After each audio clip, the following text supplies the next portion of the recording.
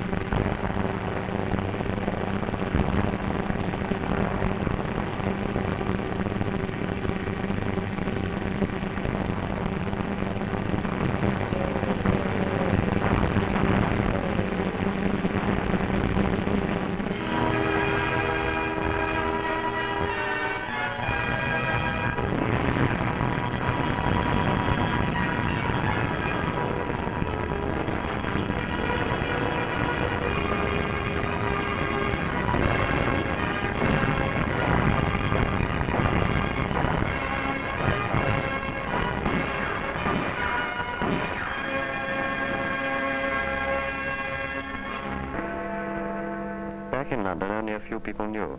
It was a well-kept secret. Around daybreak, we correspondents were called and told to be at the Ministry of Information at 8.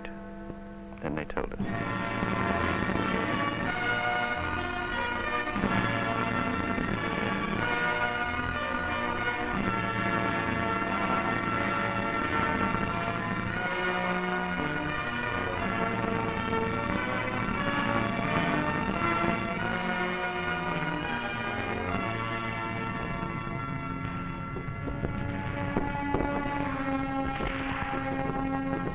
Called our beach Omaha. Don't ask me why. I've never been to Omaha, the one in Nebraska, I mean. If it's anything like Omaha, France, you can have it. I understand Omaha was the roughest spot. We lost some good men, took a few prisoners. It was a lousy trade. We've been told what to expect, so it wasn't like a surprise or anything. It just, well, when it really happens, it's different. For a while there, we were pinned down, but a lucky thing, the other beaches were going better, so we got a little more than our share of the old teamwork. The Navy come in, the air guys, and finally we got moving good. You know, you hear a lot about how long it takes to make battle-hardened soldiers out of green troops. Listen, I got to be a veteran in one day. That day. And so they paved the beaches with their blood and lurched across the dunes and reached the roads.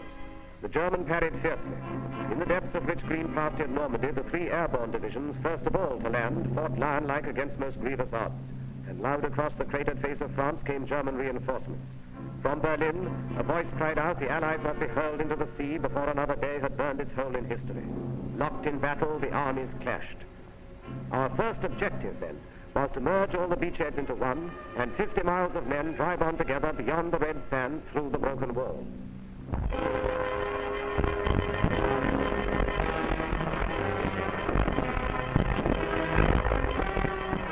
Where I was, it wasn't too bad getting ashore. After that it started. We had to fight for every bloody field. It was the same each time. Crawl on your belly, keeping your backside down like you'd been told, chuck in a few hand grenades, then rush them. Sometimes they killed us, but we were killing more of them. The trickiest part was the farms. They were regular little jerry fortresses. If we couldn't manage them on our own, then we'd have to wait while the company commander called back for artillery support. The Navy was still with us too, chucking in shells ahead of us. In 3 days we advanced 7 miles. Then we were told to stand fast and dig in. Next morning we heard the news. We got it from the BBC. It sounded great. We'd joined up all along the bridgehead. There was a solid line, 45 miles of it. We'd got a foothold. We were in.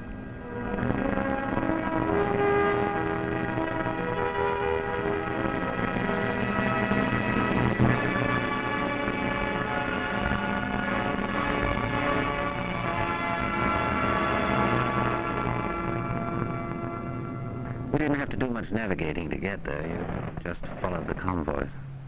I was doing close support.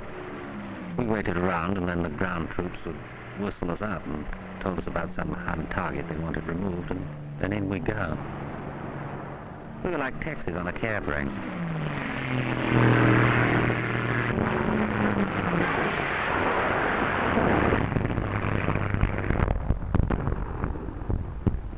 Something nice about a beach. Any beach. You think of a beach, and chances are you remember something nice. Like a party or a picnic. Pals from the old days. Girls in bathing suits. But the one I worked, Utah, looked more like a freight yard once we got going. For quite a while, we brought most supplies right over the open beach. Like we'd practiced it, and like we'd made up as we went along. We worked a 24-hour shift with ducks, lights, rafts, rowboats, all sorts of Rube Goldbergs. The stuff just kept pouring in.